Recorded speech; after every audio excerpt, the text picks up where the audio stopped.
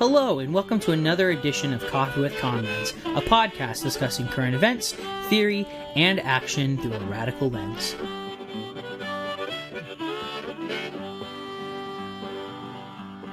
Hey, y'all. Welcome to yet another edition of Coffee with Comrades. As always, thanks for tuning in. In light of current events, we are bringing you the program a little early this week, and in case you haven't already guessed it, yes, this is yet another lefty podcast about the far-right insurgency and attempted coup at the U.S. Capitol building earlier this week. I'll let my comrades speak for themselves, but I just want to preface this conversation by saying, as I do pretty much every week on this program, that I am so grateful for the camaraderie and analysis that comes out of the Channel Zero network. I hope this edition of the podcast can do something new, can bring an array of anarchist and anti-fascist voices around a table to discuss the news. And if you dig this episode, let us know. We at the CZN are definitely interested in the possibility of doing more of these roundtable discussions with different members of the network, so if you dug this vibe, be sure to reach out. Alright, I'll shut up now. Please enjoy episode 115 of Coffee with Comrades, the far-right coup attempt, a CZN roundtable discussion. You're listening to a Channel Zero Network podcast. The Channel Zero Network is a decentralized network of anarchist podcasts bringing you analysis of current events, media criticism, rebellious music, interviews with academics and authors, how-tos, and so much more. This is The Final Straw Radio, a weekly anarchist and anti-authoritarian radio show broadcasting out of occupied Salagi land in southern Appalachia. Hello, and welcome to Live Like the World is Dying, your podcast for what feels like the end times. I'm your host, Margaret Killjoy. What's up, y'all? I'm Pearson, host of Coffee with Comrades. You've been listening to Rebel Steps. I'm your host, Liz. Believe in yourself, trust one another, and get organized. Hello, this is Linda. You're listening to Subversion 1312 on the Channel Zero network. Whether you are anarcho-curious or a hardened militant, CZN's ever-growing roster of programs has something for you. Head over to channelzeronetwork.com to find out more. So unless you've been living under a rock this week, it probably hasn't escaped your notice that a contingency of reactionary far-right groups met on Wednesday, January 6th, to protest the election certification of Joe Biden at the U.S. Capitol building. Events escalated quickly and erupted in a violent far-right insurgency that left, as of this recording, 5 different people dead. In response, we at the CZN wanted to do a roundtable discussion of the events, the fallout, and the corporate media's coverage of the insurgency from an anarchist and anti-fascist perspective. I'm Pearson, host of Coffee with Comrades, and joining me today are George from Ransom Notes, Tim from the Institute for Post-American Studies, Clee from Indigenous Action Podcast, and a comrade from It's Going Down. Welcome to the table, y'all. I just wanted to start by opening up a conversation about how the corporate media are treating this spectacle. The language of anarchists and insurrectionists has been tossed out by corporate media pundits and talking heads a lot in response to this fascist coup attempt. And as anarchists, I think it's kind of vital that we intercede in this conversation. So I'm curious, y'all, why do you think that they are calling fascists and reactionaries anarchists? It's not something that's necessarily new. The corporate media has been doing this for a long time, but usually it's towards left-wing agitators and militants and autonomous, direct action types of folks. Do you think that this is a cynical ploy by the corporate media? Are they just ignorant? Is it a mix of both? I'm curious what y'all's thoughts are. Well, I think that they just don't want to use the term fascist, you know what I mean? Yeah, I don't know. I feel like I saw a lot of talk of anarchy, and you saw right-wing news, trying to say that it was like Antifa that did this, but it doesn't seem like any of that really caught on. And I think, that's kind of how I look at it. I don't really see it so much as them trying to pin it on anarchists, but they definitely are using the word anarchy a lot to describe what's going on. And there was definitely some examples of the mainstream press using the term anarchist. CNN did it when they were first reporting on it. We're actually looking at video right now of these anarchists interaction and these people who were involved in this insurrection. Also, Fox News ran a headline that said like anarchists or storming the Capitol, all this stuff. I mean, this is pretty much part of the course. I mean, the society that we live in like uses political terms as like a way to attack somebody. You know, socialist isn't, you know, when people call somebody a socialist, it really has nothing to do with socialism. People call people a fascist, usually doesn't have anything to do with the term fascism. Anarchist is used to mean like something that's disruptive in some sort of context, has nothing to do with like a political stance or movement or a set of ideas. So, but I do think it's telling that, like the other person said, that they're willing to label these people anarchists who have been, you know, at the center of, you know, the past 4 years of ongoing social struggles. But they won't call them far right or white nationalists or QAnon conspiracy theorists or even Trump supporters. That seems to be changing as kind of like more information comes out. I think the more troubling aspect, though, is that the way that the center is really trying to frame this as, you know, this is a small group of extremists. This has nothing to do with America. This is like outside of the American project. You know, we're going to come down on these rioters, blah, blah, blah. I mean, this completely kind of matches up with Biden's call to go after anarchists and looters and rioters and thugs and everything from the rebellion starting this summer after George Floyd was murdered by the police. So I think that in itself really is probably the more problematic thing. And the fact that they're branding anarchists in a small way on top of it is even more telling, I think. So I think we really need to push back on that narrative and be like, look, the problem is not that people went inside the Capitol and broke some windows. The problem is that this is an attempted fascist coup, literally, where a bunch of, you know, far right white nationalists, conspiracy theorists, and militia members and Proud Boys attempted to literally take over the Capitol to institute a more authoritarian, even more entrenched racist society, and that's not a good thing. But the issue is not that somebody broke a window and, you know, was mean to a building, which is how they're trying to frame it. Yeah, I've really been struck with the language of riot and insurrection and not coup. The fact that they're not calling it a coup, or, you know, referring to it as like the homie from IGD was saying, a white nationalist attempt. I mean, I was watching something, I think it was MSNBC or something, and these images of like senators hiding under their desks as like the Nazis from Charlottesville are like, you know, roaming the halls looking to make arrests. I mean, it's fucking crazy. And they're calling it a riot. Like that wasn't a riot. That was a coup attempt. Yeah, absolutely. And I think it's also like worth pointing out too that like these are the exact same fucking people that we saw marching in Charlottesville, right? You know, we've seen the same faces at these same meetings time after time after time after time. And like I think drawing a direct line between Charlottesville and this attempted coup is like a really important and necessary part of understanding how something like this could even begin to happen. This is Clee. I think it's interesting that we're also reacting, and the context of this conversation responding to a narrative that's defined by mainstream corporate fucking media. Like, I think it's more interesting to look at the ways that we can analyze these actions, the tactics and strategies, and the sort of like overall sort of popular digestion of this information, and then project outward our own narratives on our own terms. Like, I mean, like, corporate media is going to do what corporate media fucking does. They're going to constantly vilify and use anarchists as straw men or straw people, and look at ways to sort of like, you know, undermine.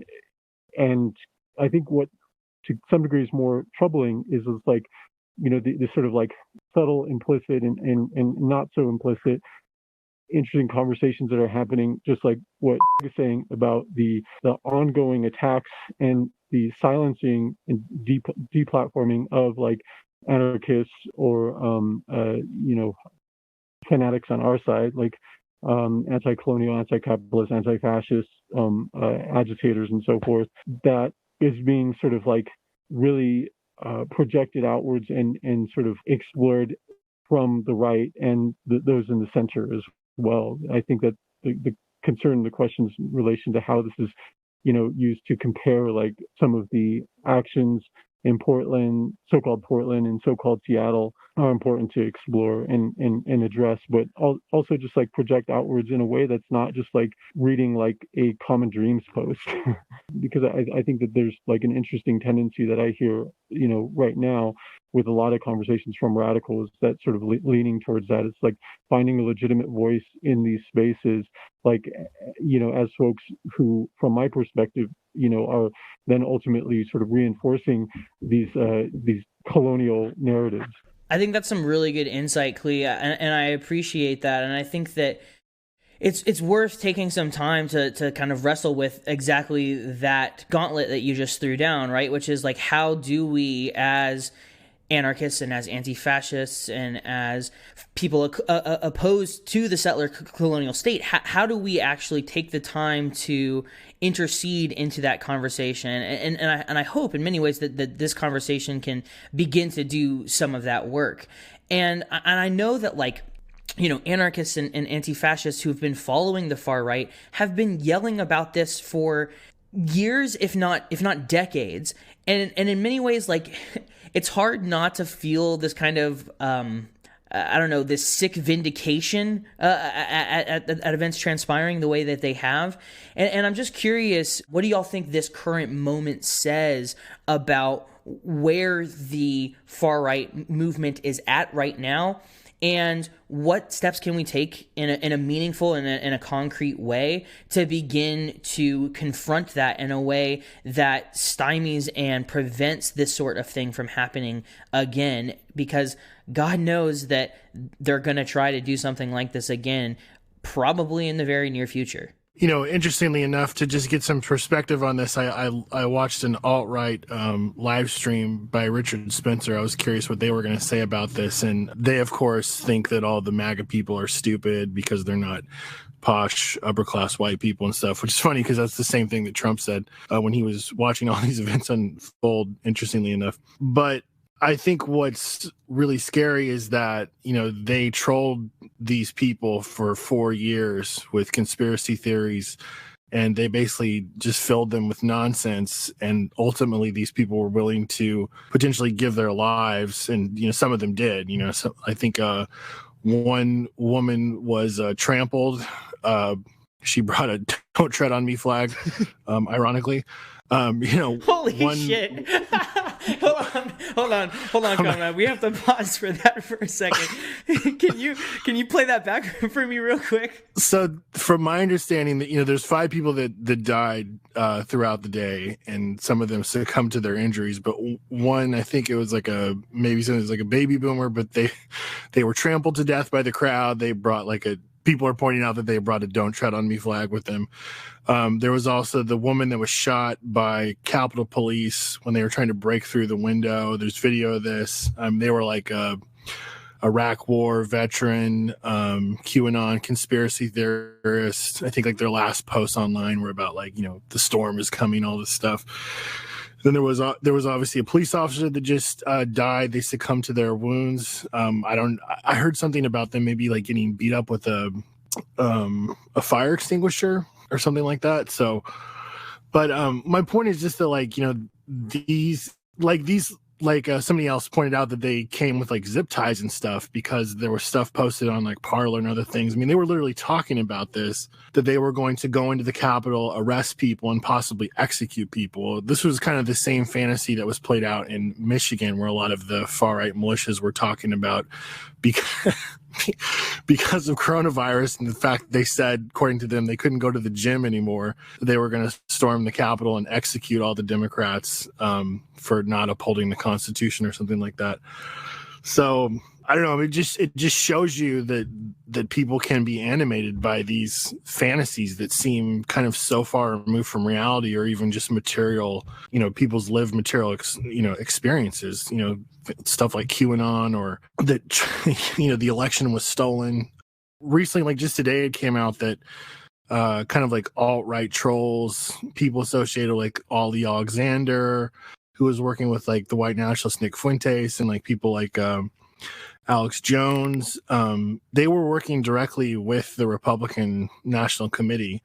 So, I mean, this thing I wouldn't even call it a conspiracy, but I mean, it goes pretty deep, but it was pretty clear what was happening. I mean, they knew that they were drawing on this kind of like fascist base, and that they were going to try to literally push these people to do this thing. And, you know, Trump gave this speech.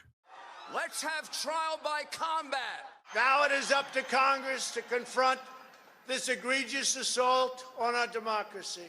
And after this, we're going to walk down, and I'll be there with you. We're going to walk down to the Capitol, and we're going to cheer on our brave senators and congressmen and women. And then people turned around and went into the Capitol. Like, I mean, it's hard to even kind of like wrap your brain around it, because, I mean, it's not like this is something that's necessarily new, but I mean, I've never seen anything like this before. Just like this kind of thing happening, and like, you know, the elites basically having such a hand in it and pushing it forward. And then also to see just kind of Trump turn around and just like totally give those people up. I think like the feds have already arrested over like 50 people. I mean, now with this police officer that's died, I mean, they're looking at serious charges. I mean, they're going to be, you know, there's a lot of people they're going to go away for a long time. I mean, a lot of these people that just kind of like jokingly took photos of themselves like stealing stuff from the Capitol, I mean, they're probably going to get screwed in a real way. And I'm sure a lot of these people are going to roll over on each other, you know, so it's an intense time. Yeah, I think one of the you know, I don't know, most troubling aspects of this is just how there's no quote unquote like consensus reality anymore. Like, people are literally living in their own alternate realities. And even with all that's happened in the last 48 hours, you know, like my mom's boyfriend is voted for Trump, and he doesn't really even see anything wrong with what happened at the Capitol. And it's like, this guy's a veteran, and there's like so much cognitive dissonance going on with these people who are like believing these conspiracy theories. And like, in my opinion, what's at the core of it is like a deep nihilism. It's I don't really think they're like motivated by patriotism. These are like, you know, sociopathic high school bully types who want that power and they want to exert it. And what I'm interested in is how, you know, they've tasted that this sort of like, you know, moment in the Capitol, and, you know, like they're storming capitals all over the country, and people are like, this isn't like, they may have overplayed their hand, but this isn't, you know, this isn't the end of that shit by any stretch. And it'll be really, it's hard to make predictions in this COVID era, but it's like, it seems to me that we're inching closer to disintegration of the United States, or collapse, or something like that. It's hard to imagine that the center can hold. What's that Yeats quote? The center cannot hold, mere anarchy is loosed upon this world. I mean, Yeats wasn't, his politics were dog shit, and he was talking about a different type of anarchy, but it definitely seems more and more that the law and order folks are increasingly turning to more bellicose disorder when they don't get their way. Yeah, I mean, like, a lot of us have been trying to find out like what the future is going to look like with the far right once Trump's out of office. And like, I feel like this is a really cathartic point for the far right, because the whole event was like, the whole storming of the Capitol was focused on Donald Trump. That was the whole point of it. I mean, there's a lot more going on behind the scenes, but it feels like that was the cathartic point where they were like, they went all out supporting Trump, and now they're ready to move on, which is really frightening. Yeah, absolutely. You know, speaking of them wanting to move on, I mean, I don't think it's, maybe this isn't an especially helpful question, but I am, you know, from one comrade to several others, I am genuinely curious. Do you think that we are likely to see some other type of insurgent activity on Inauguration Day? Yeah, I can imagine that. I think before that even happens, I mean, we know that all of these people showed up with no masks on because they're fucking idiots and don't believe in coronavirus. But there's no arrest, or like there's very few arrests that day, and the feds are going to be after them. They're going to be coming to their homes, and like far right conspiracy theorists, we know they're not going to want feds coming to their fucking house. You know what I mean? They're going to try to stand their ground, and I feel like that's going to be the first big. I mean, you know what I'm saying? I do know what you're saying. I hadn't even considered that, but that is Jesus, that's a terrifying prospect. I mean, don't get me wrong, I'm not going to shed any tears if a cop gets shot or a fash gets shot, but that is that is still deeply terrifying that type of thing could happen in the near future, and you know, it's possible that innocent folks could get caught in the crossfire. Yeah, I'm curious as to why you're asking that question. I mean, because this is Clee again. You know, I'm interested in the spectacle of settler on settler violence. I think like the equation, if we look at strategically, is that there are opportunities in this sort of like, it's not necessarily a conquer and divide, you know, situation. It's a divide and destabilize situation as far as I'm concerned. So, you know, I think that there's an opportunity, especially those of us who perhaps like admire accelerate or have been looking forward to these sort of ruptures and hemorrhaging of this system, and have, you know, seen the trajectory of it, and now to see it, you know, cannibalizing or really like, you know, suffering these self-inflicted wounds. You know, I'm sort of here for the spectacle of, you know, the potentiality of more of that. You know, the prediction, you know, to me is just like, no matter what happens on Inauguration Day, settler colonial violence is still perpetuated. So like, you know, I'm curious as to where you're getting at with that question. I guess my concern, comrade, is that there might be fallout from fascists and reactionaries and white supremacists targeting comrades of color, targeting minority communities, and that violence might spill out, and that it might not just be reactionary violence against the state, but it could potentially become violence against our folks as well, you know. And you know, question like there isn't already. Like, I mean, that's the reality that we live in. I don't know where you live, but like, I mean, and I know we're not that familiar with each other, but that's the reality that we face every day. It's just on different scales of violence.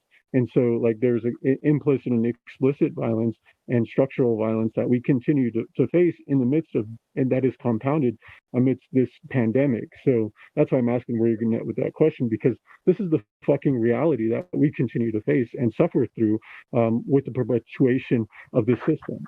Yeah, I think that's an excellent point, comrade, and I appreciate that insight. I mean, first off, just to kind of go back to the last point, people mentioned that poll that like 45% of Trump supporters supported the the coup or the attempt to storm the Capitol. I think it's also important to point out that like polls were saying that over 50% of folks polled after the third precinct was torched in Minneapolis supported that. You know, there's other polls that showed that people that didn't identify as Republicans, up to 70% were supportive of the protests throughout the rebellion. You know, there's another great, not to put too much emphasis on polls, but there's another interesting study that I like to reference that talked to millennials that found with African-American millennials that 2 out of 10 supported revolution is the best way to change the United States. So I think that there's like a lot of great things to like to point to in terms of just like overall numbers. Like we can be scared about people on the right being supportive of that, which is scary, but also that there's, I think part of that is because that there are these growing anti-colonial, anti-capitalist movements on the ground that are exploding all over. I think that's part of what's kind of animating them. But just to your point, like what's going to happen with the far right, like after this, I think like there's a lot of big questions, like especially like what happens with Trump. Like, are they going to disavow him? And like, is he going to become some sort of like figurehead still? I'm sure he will.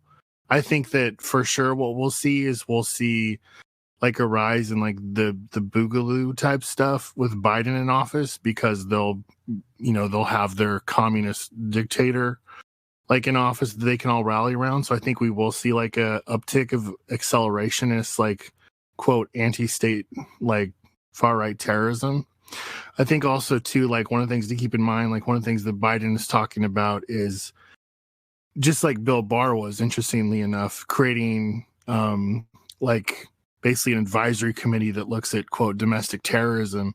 And one of the things they said that the first thing they want to do is like implement these red flag laws, which would basically, like, if somebody says like, oh, so and so is a terrorist, the state comes and they take your guns away. Which I mean, I can't think of one thing that would like unite literally the right and inflame them more than that. But so they're talking about that. This is like what the big part of what the big protests in Virginia were around that brought like all those thousands of militia people out. But I think beyond that, like I think all these, like the Trump coalition that we saw that stormed the Capitol, I think that's going to basically continue as like some sort of like amoebic mass, and it will probably start to be animated around like further coronavirus stuff, like holding protests against lockdowns, pretty much what we've already seen. Because I don't think that's going to, you know, unfortunately is going to go away anytime soon. So I think that they will continue to look for things that they can like be out on the streets and continue to do stuff. So I think, you know, we're going to see like kind of this really American, like fascist settler colonial street presence, pretty much like what we've been seeing already, but I think it will just become more solidified, and the longer it goes on, you know, the better organized it will be. So I think that's just intrinsic upon us to continue to do what we're doing. Right on. One of the things that I'm curious about is the collaboration, whether wittingly or not, the cooperation between the Capitol Police and the insurgents, because, you know, the chief of police at the Capitol insisted that they had no idea that this was going to be this wild and rambunctious. They were, quote unquote, caught off guard, and I think that that's bullshit. I can't imagine that that's true. And so to me, it sparks the question: do y'all think there was active collaboration? Do you think it was just a lapse in oversight due to the fact that they are a white supremacist force enforcing white supremacy and protecting capital and private property? And so they didn't think that the far right would respond in that manner. Do you think it matters? Do you think that it doesn't really matter what the Capitol Police did or didn't, because they're just as bad as the rest? I think any of those kind of questions are or answers and responses are equally valid. I'm genuinely curious what y'all think and how that they could possibly say that they didn't know that this was going to happen. I think that no matter what the situation was, I think that was for him to say that is the best response he could give to ask for more funding. To say like, oh, we weren't prepared is just another way of saying we need to be more prepared and we need more funding. Like a lot of people compared this as like a media event, like similar to 9/11. And I guess, you know, like 9/11 was mostly due to, you know, it happened because of like negligence, like they weren't putting the pieces together. And I mean, that's how I read what happened. Like, yes, you know, there were videos of cops letting them through barricades. There's footage of like, you know, actual cops using their badges to get in with the protesters who were off duty, shit like that. Like, but also like, you know, Trump's watching the whole thing happen in his bunker with his aides, and they're like, he's wondering why everyone wasn't as excited as he was as they stormed the as they were at the Capitol. And so it's like, you know, if I'm correct here, like they asked for National Guard, and then Trump or the Department of whatever was like, no, we're not. They decided not to send the National Guard in at that time. You know, and to only have what they had, I mean, I think they just underestimated what was possible and didn't connect the dots, and maybe didn't care to, because those were their people. But I think it's hard to say whether there was like actual collusion or not. It just seems more like negligence and like a subtle camaraderie between, you know, cops and Klan, basically. Also, it's like you have the president of the United States like telling people to go do this. I mean, this is like, you know, I'm sure a lot of those cops like support Trump and like him and want him to stay in office and think that, you know, if he goes, the Democrats are going to defund them or something, you know. There was even like, I read something where like one of the cops said like, oh, I guess you guys like us today, to the Democrats, like as if the Democrats have been some like enemy to the police or something like that. But yeah, this is all part of the course. Like I read that there wasn't even some sort of like threat assessment written that they were supposed to write like before these protests. I mean, they just like shoved it off. I mean, like everybody's been like all the major news agencies have been reporting how, you know, they're planning on doing this. I mean, it's not like this is somehow, you know, out like outside of, you know, what's been reported on or even what's like information's available. I mean, we live in a country where, you know, since Ferguson, like the FBI has created like, you know, a black fist program to deal with, quote, black identity extremists. I mean, they sent the military in to deal with Standing Rock. Like, you know, they've, you know, like this, and, you know, they can't even write a report about a bunch of neo-Nazis and QAnon conspiracy theorists coming to like overthrow the government. I mean, like, no one should be surprised by this. This is like where all this stuff has been going. I mean, you know, look at the blue leaks that came out. I mean, the people at the fusion centers are literally like using InfoWars as like a reference point, you know? So like, is there collusion? You know, like, are there examples of the police, like, you know, working with the protesters or whatever, or even just being like friendly with them? Like, yeah, there's all those things. Like, maybe it's not on like a conspiratorial level, but I mean, definitely there's examples of all that stuff happening, and it, you know, has, you know, real repercussions, you know, in the end. And, you know, we saw what happened. And, but I would just point out that at the same time, like, I don't think in the end that that's going to mean that they're going to like focus on the far right. You know, I think that any sort of repressive apparatus that the state is going to like build up and use is ultimately going to come down harder on autonomous social movements that are actually challenging power and capital in the state. This is Clee again. I think that that's, you know, where I'm more interested in this conversation and conversations like these focusing on, you know, mainly because like I think a lot of folks were shocked on all levels, and these same conversations are happening in you know, liberal circles as well, you know, asking the same questions, you know, but the writing was on the wall, and literally in a range of social media channels as to what was anticipated, you know. And while, you know, we can make the same observances as our relatives who see the hypocrisy in the way the state violence was wielded against like indigenous water protectors at Standing Rock or those in the Black Lives Matters uprising, you know, I personally find little use in these moral comparisons and political condemnations, like, and that's sort of the direction sometimes this goes. You know, the rhetoric pointing out these contradictions, I think ultimately serves to reinforce state violence as a whole and implies sort of this liberal suggestion that the state can be reformed for equal enforcement of the law. And I think that that's where I'm interested in sort of like breaking that narrative and challenging that shit, because ultimately that the settler colonial state would harbor and collude with its beneficiaries is of no surprise. And I think that that's sort of like the underlying dynamic that we're sort of witnessing, and why, you know, again, you know, I sort of see this as, you know, settler on settler violence. Obviously the repercussions on a political level relating to state violence that will be felt across the board of the political spectrums, I think is where, again, we need to like really brace ourselves on different levels. And we should have already been braced. We should already be prepared for this shit. If I can just say, I mean, one thing that I found really interesting, like listening to some of the interviews with some of these Trump supporters, all white, like there was one younger person that was interviewed by, I don't know if it was CNN or something like that, but they had watched the woman get shot by the Capitol police officer.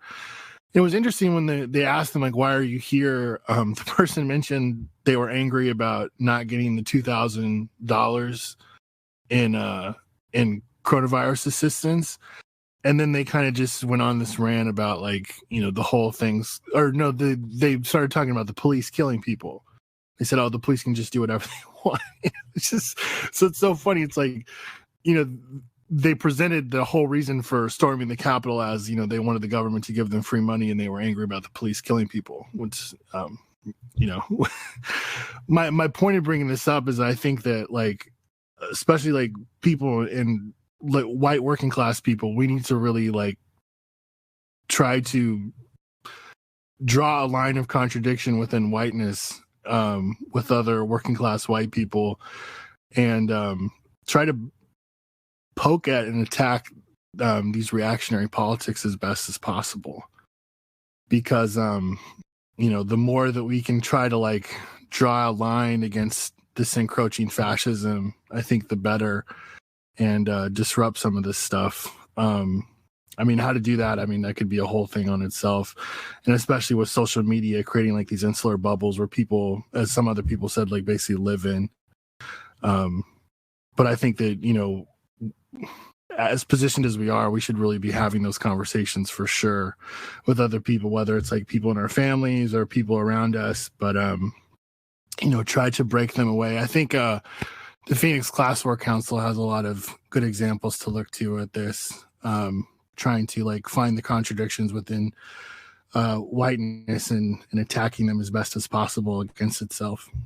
Clee, you mentioned just a moment ago the idea of needing to prepare and needing to equip ourselves, and I know that for me, so many of us, it feels like we're in a fucking void, in a screaming in an echo chamber about telling people about this threat. But if this is somebody's like first time, like if they're listening to this and they're realizing, oh, holy shit, if they're just now kind of becoming aware of the gravity of the situation, or if it's just simply time to reinforce, the things that folks can do to prepare, how would y'all encourage people to get organized and get prepared so that they can protect themselves and protect their communities for the struggles that are unfortunately currently happening and are likely going to continue to ramp up in the months and years ahead? Well, I really think that, like, especially in the context of this pandemic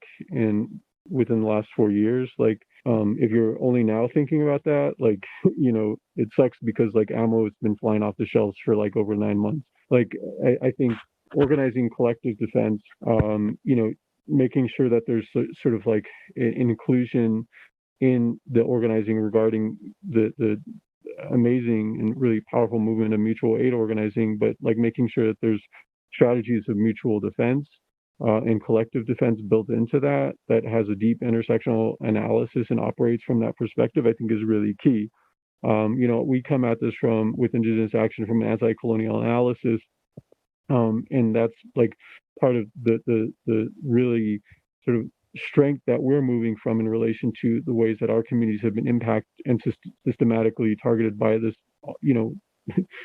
centuries of this kind of violence. And so, our communities have been braced for this shit. It's like when those dog whistles were happening, when, the initial flare-ups and the sort of like push back and deplatforming was happening, we were already organized on different levels, and I think like migrant communities have already been organized on different levels because they suffered through the attacks, regardless of what administrations have been put in place. And so the recommendations, I think on a practical level, are like, there are a lot of resources out there, a lot of the groups that have been, and I know each and every one of you that are on this, this part of this discussion in your own podcast have explored this conversation really deeply. I recommend people like go back to those episodes, review them, especially the folks who are organizing armed defense, skill up on those levels, build up your affinity groups. I think there's like really practical, things that we've shared. It's Going Down has a lot of amazing resources regarding, and Sprout Distro has a lot of amazing resources, even CrimethInc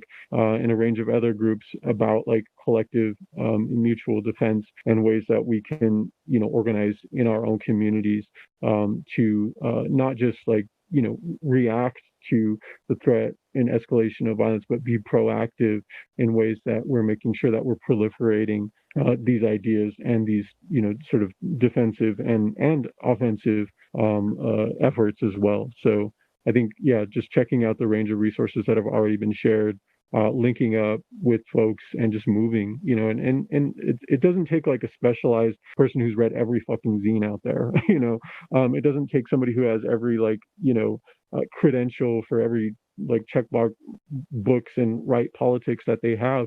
It just, it takes that sort of spirit, determination, and also just like fucking common sense, and I think like one of the most important things first and foremost is just security culture, like being really fucking up on security culture in this new political environment, and being as responsible on that level as possible, and making sure you have good agreements, making sure you're not putting other people at risk, and you're operating in a way that's fucking smart. It doesn't always have to be strategic, but just being smart in relation to what risks folks are, capable of taking. I mean, we have Lauren Reed here, who's a Diné, 26-year-old person who was arrested for making comments on a private Facebook chat.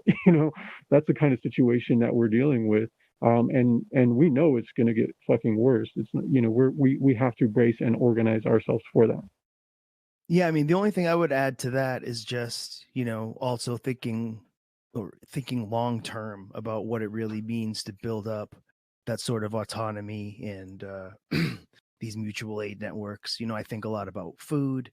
So I think like, things that we can do to, whatever, build those relationships even where we live with our neighbors, like outside of ideological circles and shit. Just, like in where I live, I want to, give eggs to all my neighbors. Like, I don't know who they voted for. I know none of them are anarchists.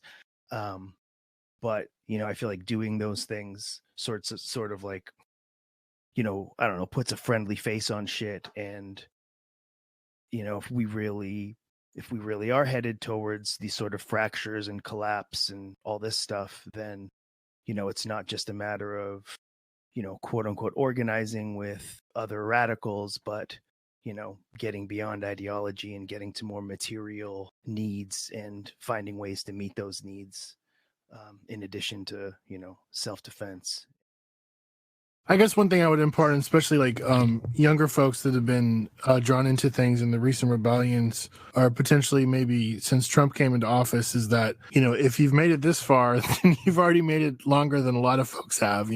For most of my life, I've seen a lot of people that have been drawn into quote unquote political or maybe anti-political activity have, usually come in, over the course of a struggle, and then they kind of go on with their lives, which, it's, it's not to say that's a bad thing per se, but I think we're seeing, something new happen. And, as people say, like, history is quickening, and that there's a lot going on. And I think the trajectory of autonomous social movements since especially like 2016 has definitely been on the rise. And I think for anarchists and other autonomous anti-capitalist and anti-colonial militants, I think we've just seen, a big growth of people, especially engaging in projects that are like reaching out and forming alliances and relationships with potentially thousands of people, whether it's things like the prison strike or the housing organizing we're seeing with all the tenant organizing, the mutual aid projects for sure,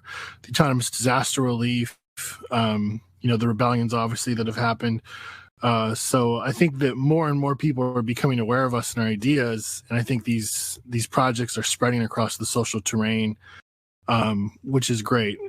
I think anarchism is becoming, hopefully, it's not just wishful thinking, but it's becoming less of white dudes sitting around talking about Max Stirner or something. But I think that hopefully this can continue. I would just, for new people, I would say that I think that, we are going to see, as Biden comes in, we're going to see perhaps what some might describe as a lull, and also we're going to see a wave of repression. So I think, as some people have said, like, the best thing we can do is get ready for that. I think, we can learn about security culture, take some time with your groups and your crews, like delete yourself off of social media, clean yourself off of the internet as best you can, throw benefits, like organize some benefits now, if possible. or start some GoFundMe accounts to pay for attorneys, or, just have start up an anti-repression crew if you're able to. But I think most importantly that people shouldn't drop the ball in their organizing what they're doing. I think that there's some amazing stuff going on right now. I mean, again, 10 years ago, some of the stuff that I'm seeing today, I think would have been, wishful thinking in a lot of ways. Some of the stuff, I mean, even people on this call some of the stuff that they're able to do and organize is just incredible.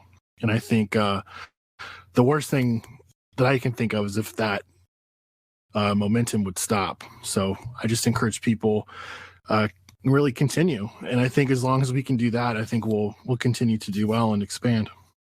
Yeah, I mean, all of y'all are like way more articulate than I. Like you all are killing it. All I gotta say is like, I keep thinking about this conversation I've had with a liberal family of mine. It's like they just, like these fascists just stormed the Capitol. Like building autonomy is really important right now, just like how y'all have all said. They just stormed the Capitol. What are you gonna do when, like, say some far-right extremists have like shut the highway down? You're like, fucking grocery store can't get their goods. Yeah, I know increasingly, the projects that folks are engaging in and working on have given me hope in a rather bleak world. And so, yeah, I just wanted to say thank you all to you guys for jumping on this call. I'm really glad that we could chat and have a conversation about this.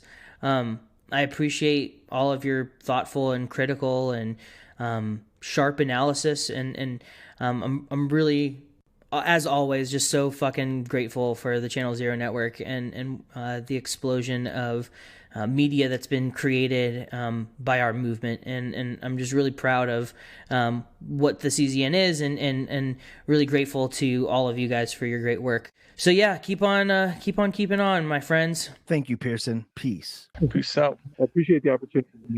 Look forward to connecting with you all more on different levels.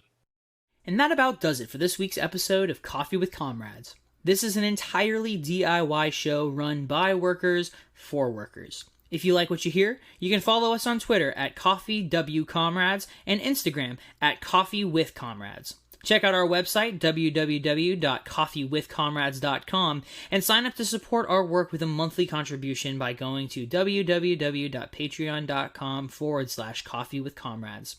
You can find Coffee with Comrades on Apple Podcasts, Spotify, Google Play, or wherever you go to get your anti-capitalist propaganda. Be sure to subscribe so you never miss an episode. While you're there, smashing that subscribe button, be sure to rate and review the show as well to help us increase our reach. If you have feedback, criticism, or you'd just like to get in touch with us, shoot us an email at coffeewithcomrades@gmail.com. Until next time, stay wild out there, comrades.